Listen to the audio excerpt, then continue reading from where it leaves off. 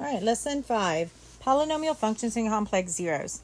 So our skills and learning objectives are we're going to use long and synthetic division to find zeros of polynomials. We're going to factor polynomials over real numbers and over complex numbers.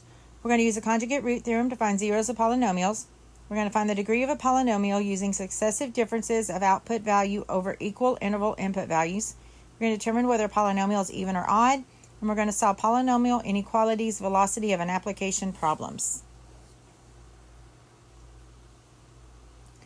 Alright, so polynomial functions complex zeros. So it says here that we know how to find the principal square root for any non-negative real number. In earlier courses, we've explored how to find the square root of a negative number. When the number of the radicand is negative, the root is said to be an imaginary number. The imaginary number I is defined as the square root of -1. So therefore, square root of -1 is equal to I. Recall that you can write the square root of any negative number as a multiple of I. Consider the process of evaluating the square root of -9. Alright, so what they did here is they said they have the square root of -9, which -9 is the same thing as 9 times -1. And then there's this rule that says if you have two things that are being multiplied, or multiple things that are being multiplied or divided, you can separate them into individual roots with that operation in the middle. So what it is we have 9 times -1 underneath it, so we can separate it as the square root of 9 times the square root of -1. Now they're just looking at the principal square root, which means that your answer is going to be positive, okay? We know that normally when we take the square root of a number, we put plus or minus, and we'll still be doing that in this lesson.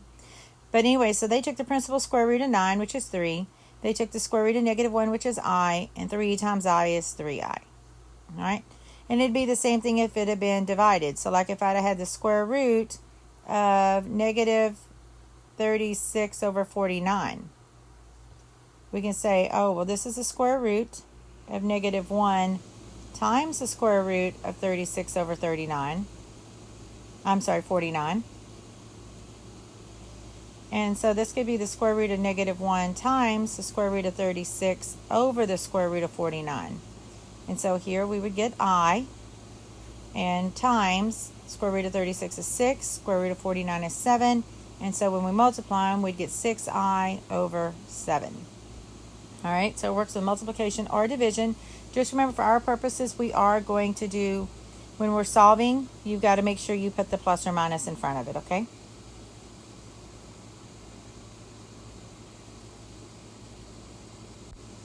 All right, so imaginary and complex numbers. A complex number is a number in the form of A plus BI,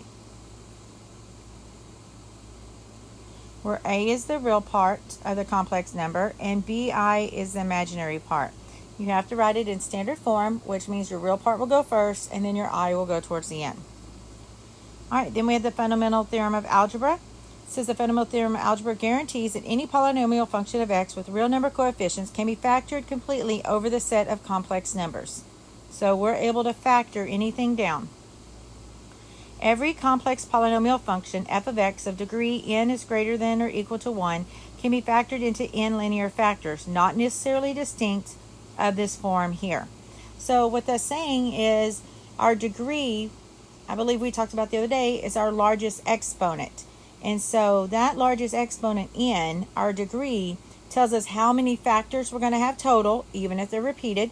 And remember, it also tells us the number of zeros, even if they're repeated, which is what it's going to say down here, right here. So it says this means every complex polynomial function of degree n greater than or equal to 1 has exactly n complex zeros. Some of these zeros may be repeated. So that degree, that largest exponent of a polynomial, tells us how many linear factors we're going to have, and it also tells us how many zeros or solutions or x-intercepts or roots we're going to have. Although they may not necessarily be distinct, they could be repeated.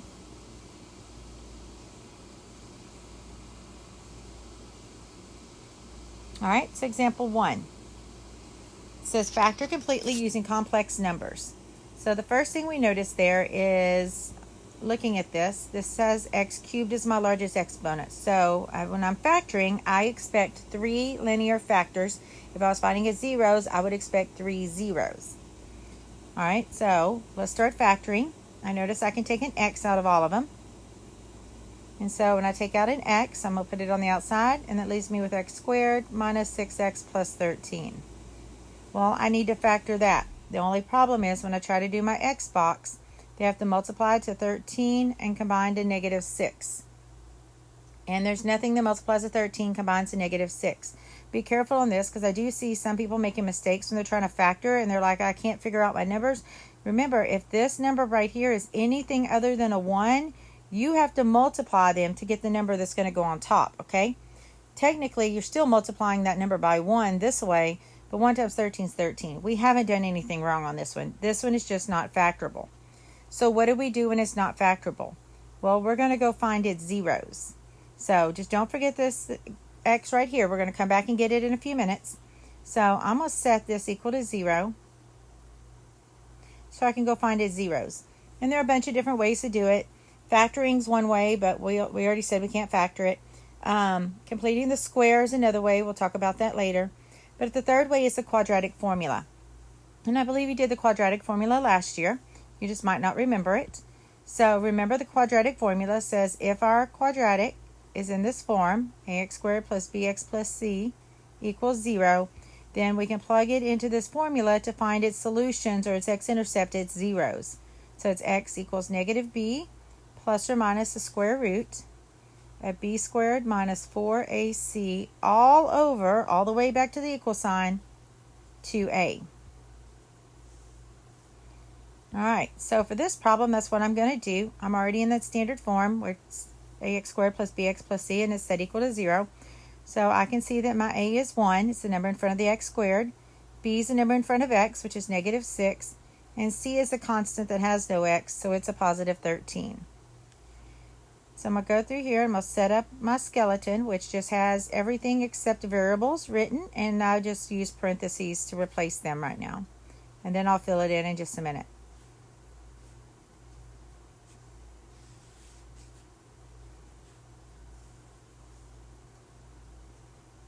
All right, so I'm going to plug in my negative, and then I got b, and then it's b, a, c over 2a. Then I'm going to simplify these.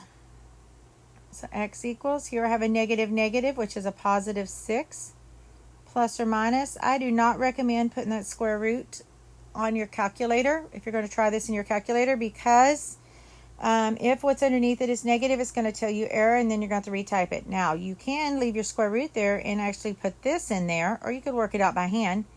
Negative 6 squared is 36. Minus 4 times 1 times 13 is minus 52. So 36 minus 52 is negative 16. All over 2 times 1 is 2. So this is going to give me that 6 plus or minus the square root of negative 16. The square root of the negative is I. The square root of 16 is 4. So 6 plus or minus 4i all over 2. And then I can reduce the 3 numbers there outside without no radicals. And so they're all divisible by 2. So I'm going to divide it by 2. So I get 3 plus or minus 2i, and technically that'd be over 1, but do I have to put over 1? I don't. So I get x equals 3 plus or minus 2i. Now that is my 2 of my zeros, okay? But I want the factors. And so remember, this just means that x is equal to 3 minus 2i. And this means that x is equal to 3 plus 2i. Now to find the factors, I just need this equal to 0. So I'm going to move the 3 and the 2i onto the same side as x. So I'm going to subtract the 3 and add the 2i here so that it's on the other side. So I get x minus 3 plus 2i equals 0. Do the same thing on the other one here. I'm going to subtract the 3 and I'm going to subtract the 2i from both sides. And so it gives me x minus 3 minus 2i equals 0. So these right here are 2 of my factors. Now remember, we said there were 3 total, but don't forget we had that x that we common factored at the very beginning. So my factors are that x at the very beginning, and then I have that x minus 3 plus 2i, and I have the x minus 3 minus 2i. And so there is my polynomial factored out. All right, example 2, we're going to do the same thing. So now this one's a little different to find how many you're going to have total, because this is a polynomial in two variables, not a polynomial in one variable. So when you're looking for the degree and they have two variables, you have to add the exponents in each term together. So like this first term here, I have x squared and I have y to the first. 2 plus 1 is 3. So that's a third degree term. This one here is just to the first, so that's a first degree. And my degree of the actual polynomial is the largest of all of them. So this one here is a third degree polynomial. So I expect 3 linear factors and I expect 3 zeros at the end. All right, so let's go find them. So looking at the two terms there, I notice they both have a y in common. So let's greatest common factor out of y. Which leaves me with 4x squared plus 25. And then I can't factor what's inside. It's similar to a difference of squares, except it's a sum of squares, and there is no formula for that. And that's because it's imaginary. So, like I did earlier, I'm going to set it equal to 0. And then I got to find a way to solve for x here. Now, the previous one, we had an x squared and an x in it. So I had to use quadratic formula, or I had to be able to factor it, or I would have had to use completing the square. But on this one, I just have an x squared, and so we can use that square root property that says get your x squared by itself and then take the square root. So let's move this 25 over, because we can just solve for x here. So 4x squared equals negative 25. Divide by 4. And so x squared equals negative 25 over 4. And then to get x by itself, we're going to take the square root.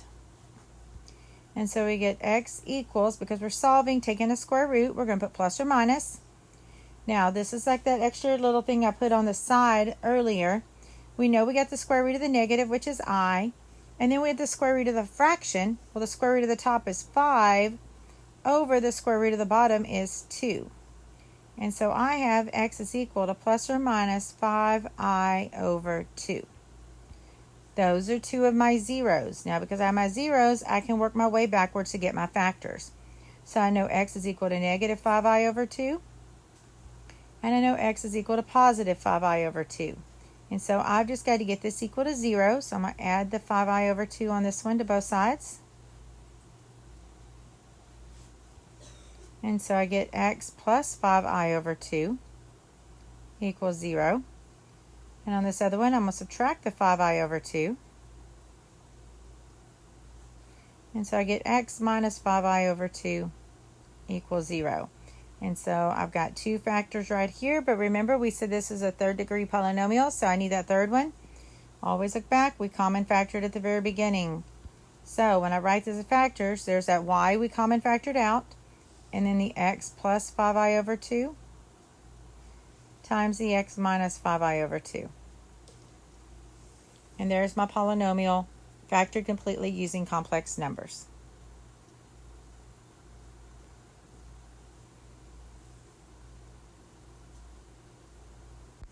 All right, the conjugate root theorem says if p of x is a polynomial with rational coefficients, then the irrational roots of p of x equals 0 occur in conjugate pairs. Remember, conjugates are where it has like the same first and last parts, but the sign in the middle is changed. So that means that if I have a plus the square root of b as a root, then that means that a minus the square root of b is also a root. So you'll notice it's still the same. It's still a at the front, still square root of b at the end, but the sign in the middle changed. Okay, that's the only difference. Those are conjugate pairs. It's always going to be in front of the square root pieces where the sign is going to be different. Okay, so make sure it's written in standard form. And remember, a square root also includes an I, which it talks about next. It said also, if a plus bi is a zero of a function, then a minus bi is also a 0. And so then it has a corollary here. This is a polynomial function f of odd degree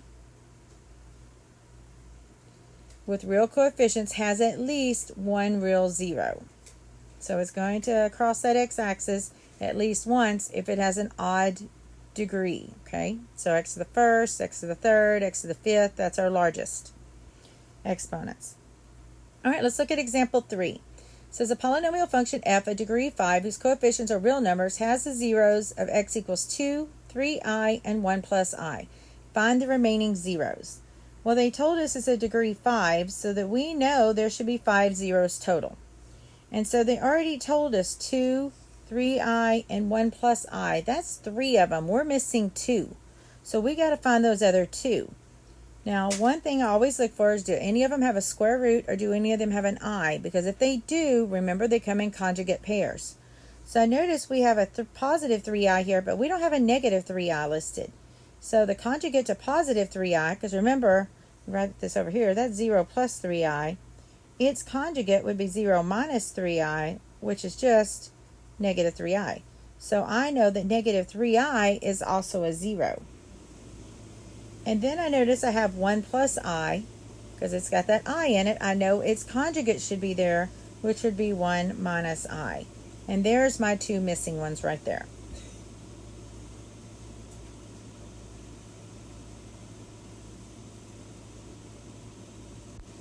All right, example 4. This is A. We want to find a polynomial function f of degree 4 whose coefficients are real numbers and that has zeros at 2, 2, negative 3 plus I. Assume A equals 1 for the leading coefficient. Then we're going to graph it and we're going to analyze the characteristics of it. Alright, so for part A, first thing is I notice the zeros. Well, it tells me it's going to be a degree of 4, which means I should have 4 zeros. So they told me I have one at 2, another one at 2, a third one at negative 3 plus I. I need to find that fourth one, and because I have one of them that has an imaginary number, I know that negative 3 minus I is also going to be a 0. So from there, let's write what our factors would be. So remember, the zeros are equal to x, okay? X would equal 2, x would equal 2, and so we're going to move those back over. Well, if you noticed earlier when we had like, it was x equals, let me look back real quick, even the negative 5i over 2, okay?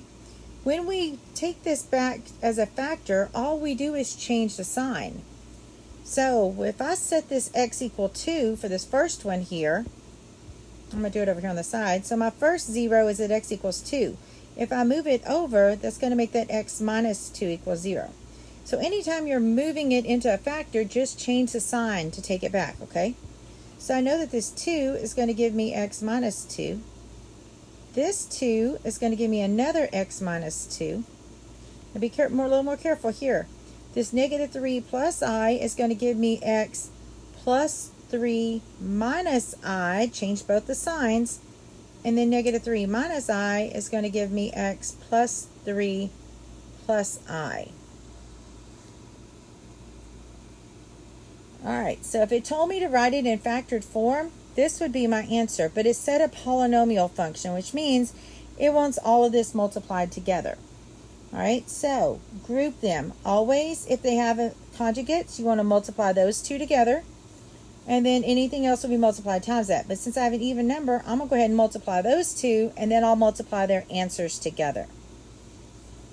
Alright, so for the first two, I'm just going to do FOIL. And so I'm going to write the polynomial equation. I'm going to call it f of x equals, and I'm going to do FOIL here. So x squared minus 2x plus 4. And I'm just going to open a parenthesis because I got to come back and do the other one. And then I'm going to simplify that. So it gives me x squared minus 4x plus 4. Now, the other one I can take and just distribute. You can't do FOIL technically because you have 3 terms times 3 terms, but we can take this x and we can multiply it times all 3. You're going to take the 3 times all 3, and then you're going to take the negative I times all 3 of them, okay? So it does get a lot, and so I use a box to help me kind of keep it organized. So I'm going to come over here. Let me erase this part I had, and I'm going to draw myself a box. And I'm going to make this box a 3 by 3. Because I have 3 terms times 3 terms.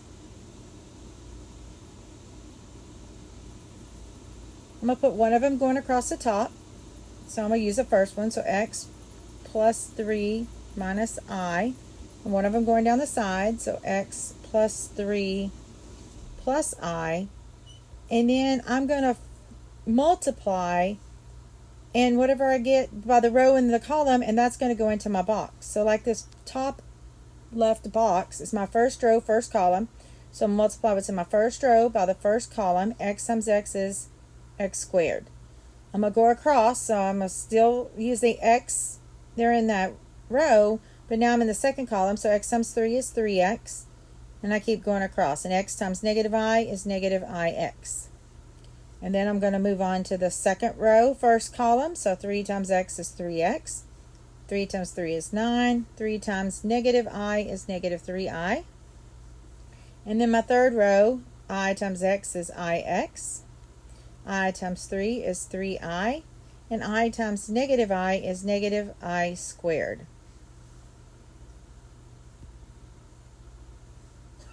Alright, then I'm going to pull out my answer here. So I've got an x squared. I only have one x squared. I'm going to group my like terms while I'm doing this. And then for x's, I have 3x plus 3x, which is 6x. And then I notice here my ix minus ix will cancel, and I've got a positive 9.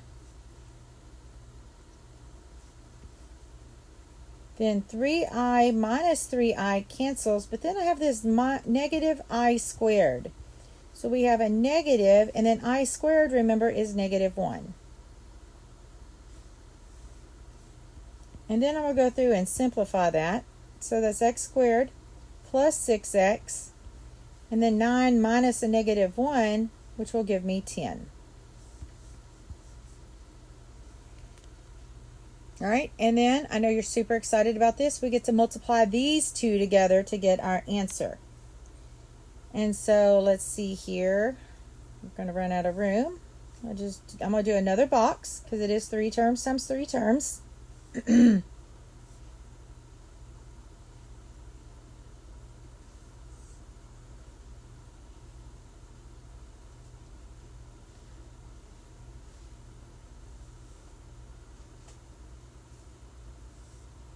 Okay, x squared minus 4x plus 4, x squared plus 6x plus 10. So when I multiply the inside here, I'm going to get x to the 4th minus 4x cubed plus 4x squared, 6x cubed, negative 24x squared, 24x, 10x squared minus 40x plus 40.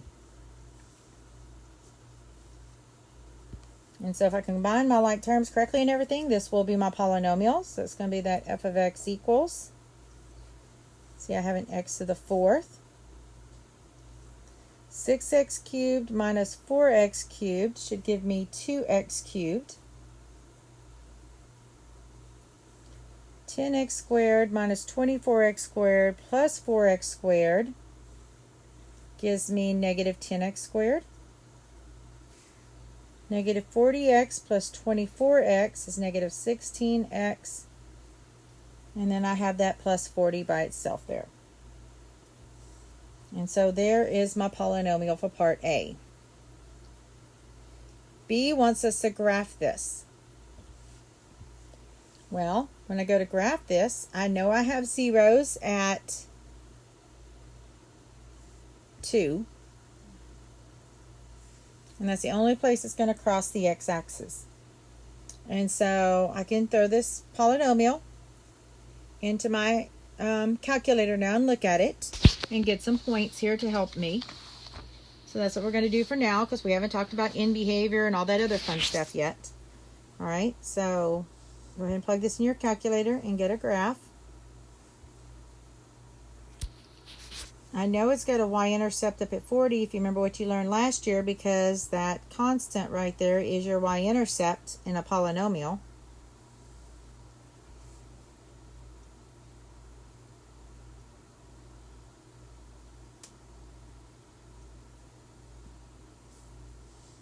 And if you need to, you may want to go ahead and find like little relative minimums and relative maximums and stuff to help you with this.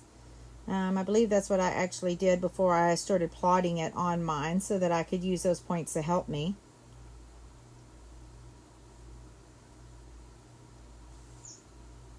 Okay. So B wanted us to graph it. And then C says analyze the characteristics of the function. So if you went ahead and found those first, you could use them now. So right here, I found was negative 2.781 and 23.954.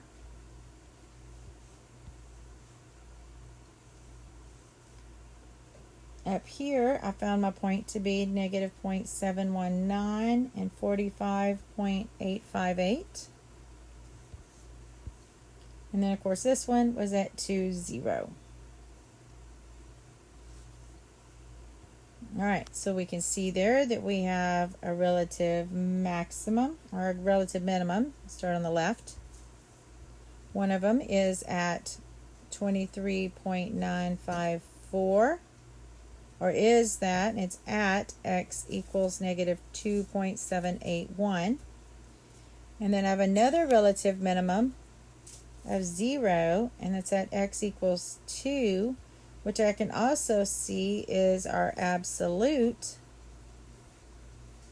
minimum as well. And then I have a relative maximum of 45.858, and that's at x equals negative 0.719.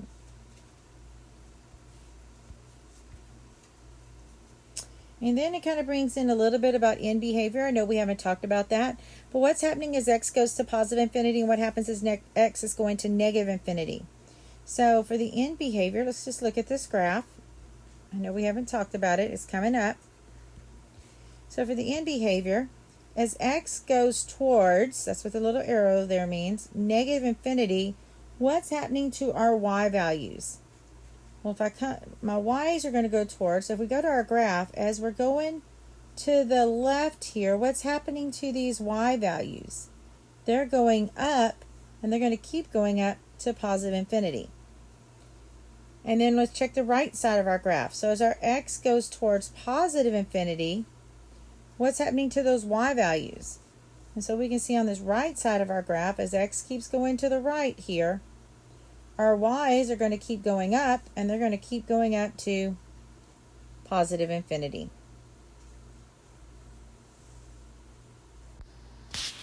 All right, so let's look at example 5. It says find all the zeros of that polynomial there and factor f of x over the set of complex numbers. So we're going to do both. We're going to find our zeros and we're going to factor it. All right, so remember, in order to find zeros, you're going to set your entire equation equal to 0. So x cubed minus 3x squared plus x minus 3 equals 0. Well, this one has 4 terms, so we have more than one form of x. So 4 terms, we're going to try grouping. So grouping is where we kind of split it in half. And so we're going to greatest common factor this part and then that part. So this first one here, x cubed minus 3x squared, we can take out an x squared, which leaves me with x minus 3. And then the second group here, we can't take anything out of it. Well, I know that it's positive at the beginning, so whatever I do is going to be positive, and we can always take a 1 out. So if I take a positive 1 out of that, it leaves us with x minus 3. And then we're going to greatest common factor these two again. They both have an x minus 3 in common. And it's when I take that out, it's going to be multiplied by the x squared plus 1. Now I can't factor it any further. I know though this is an x cubed, so I should have 3 factors, which means there's something going on with that second one, because we can see it's still x squared, which means it's holding 2 of our factors, but it's not factorable. That's because it's imaginary. So let's go ahead and separate these. So x minus 3 equals 0 and x squared plus 1 equals 0. So we can solve this first one, and we find we have a 0 at x equals 3. Then we solve the second one, so subtract the 1. So we got x squared equals negative 1. Take the square root. So we get x equals plus or minus the square root of 1, square root of negative 1 is I. And so we know that our zeros, we'll write this over here. So my zeros are at x equals 3, negative I, and positive I. So in that case, we can plug those all back in with x to find those factors. So the positive 3 is going to give me x minus 3. The negative I is going to give me x plus I. And the positive I is going to give me x minus I. And so now we can write out our polynomial factored over the set of complex numbers. We just put f of x equals and write out our factors.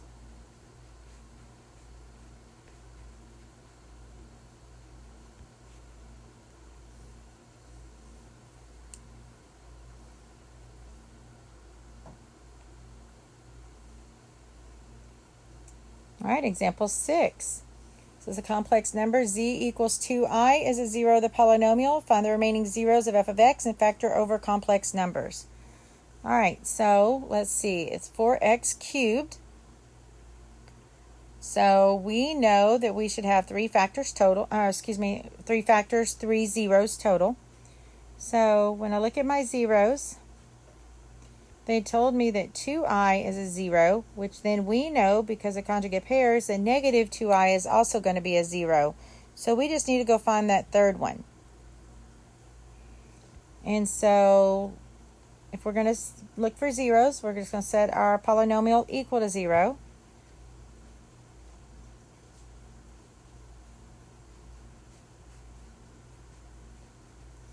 And let's see if we can factor this and solve it. Well, there's 4 terms, just like the last one, so let's factor by grouping. Sometimes it's possible to do it, sometimes it's not. We'll talk about what not to do later, or what to do when it's not later. So this first one, I can take out a greatest common factor of 2x squared. Leaves me with 2x plus 5. The second one here, I can take out greatest common factor of 8, positive 8, which leaves me with 2x plus 5. Because what's in parentheses is the same on both of them, I know it works. So I'm going to take that out and put together what was on the outside. So the 2x squared plus 8. And then I can set them each equal to 0 and solve.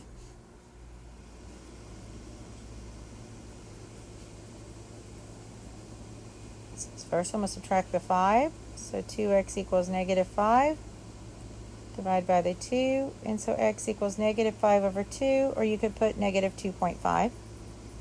Subtract the 8. So 2x squared equals negative 8. Divide by 2, so x squared equals negative 4. Take the square root, and so x is equal to plus or minus 2i. And so there's my 3 zeros, which we already knew these two here, okay? So the only one I was missing was that negative 5 over 2. All right, and now that I know my zeros, I can use that to write out my factors. And so my factors will be x minus 2i for the first one I wrote down, x plus 2i for the second one, and then the last one was going to be x plus 5 over 2. Now, one thing to remember here, and it's maybe kind of new, because last year y'all did a lot of solving, so it didn't matter if you ended up with fractions and factors, but factors don't have fractions. So if you end up with a factor that has a fraction, like our last one, you reduce the fraction if possible, and if you can't reduce it to a whole number, you take the number on bottom and you put it in front of the x. So when I go to write out my polynomial here in factored form, I have my x minus 2i, I have my x plus 2i, and then I have 2x plus 5 as my third factor. And so there, I found my remaining zeros, and I factored it over the complex numbers.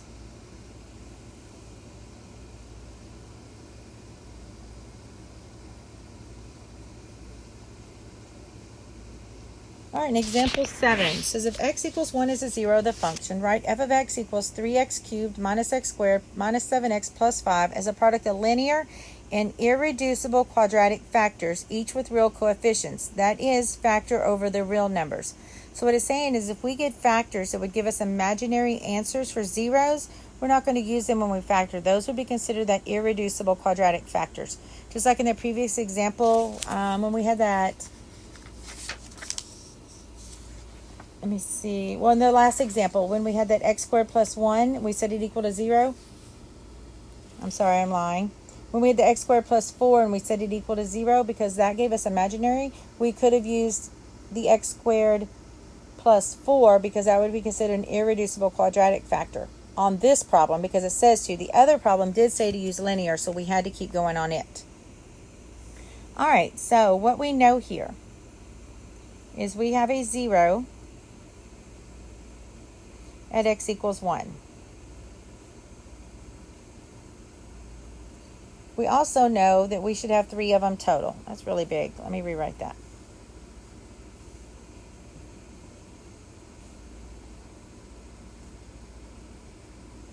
All right, but because I have a 0 at x equals 1, then we know that means we have a factor of x minus 1.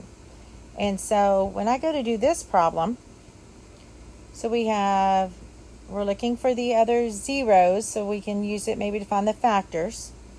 So we have 3x cubed minus x squared minus 7x plus 5 equals 0. Well, if I try to factor by grouping on this one, it's not going to work. Because for this first one, I will take out an x squared, which leaves me with 3x minus 1. And the second one, I can't take anything out except the negative at the beginning. So I take out negative 1 and it leaves me with 7x minus 5. What's in parentheses is not the same, so this one is not factorable, okay? So the only other thing we can do is since we know one of the factors, is we can divide to try to bring this down to something that may be factorable or something that I can work with. I can use my quadratic formula, something like that. So we're going to do some long division. So remember, with long division, we're going to write what we're dividing by on the outside, which will be the factor that we know.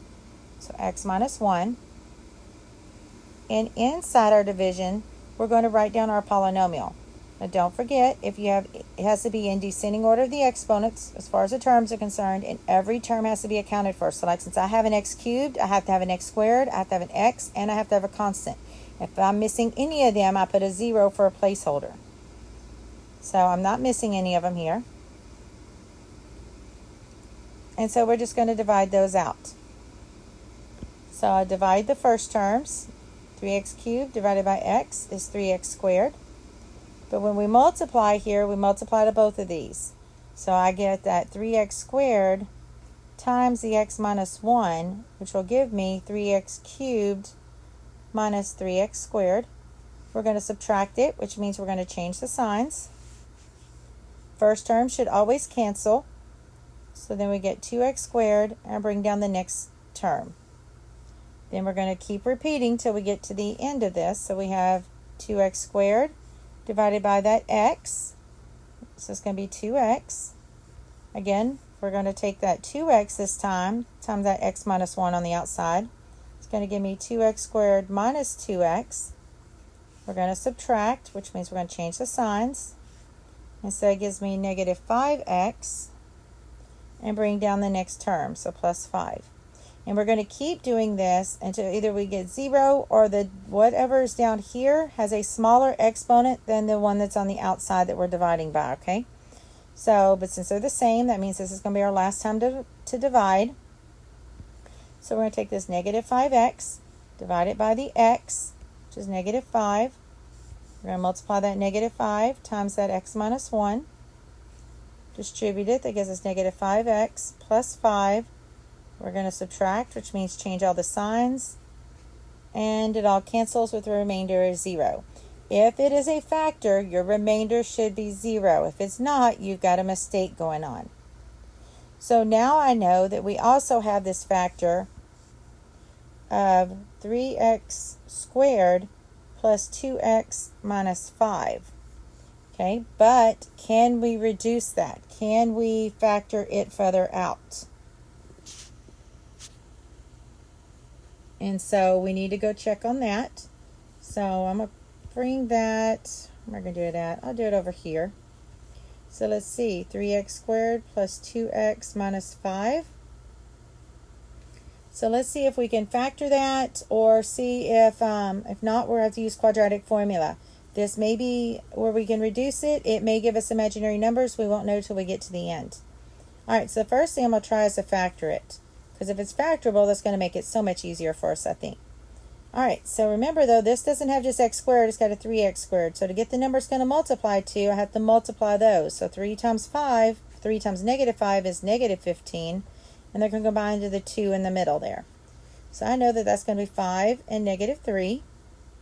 So I'm going to rewrite this as 3x plus 5 and 3x minus 3. But remember, when you're factoring, because you multiply at the beginning, if you have anything that can divide out, you need to. Nothing simplifies in this first one, but both of the second ones are divisible by 3, so I'm going to divide it out. And so I know that those are the two factors of the other. So let me come back here, and let's talk about these factors again. So I have that factor that they gave me, the x minus 1, and then I just found these two factors, so 3x plus 5 and x minus 1. So we know that this is a cubic, 3x cubed being our largest exponent, so that's our degree. So we expected 3 zeros, we expected 3 factors, which is what I found. Now this one didn't ask me for the zeros, it said just factor it over the real numbers. So we have our 3 factors, so we just write it out. So f of x equals x minus 1, that's actually there twice, so I'm going to put squared times the 3x plus 5. And there we are factored.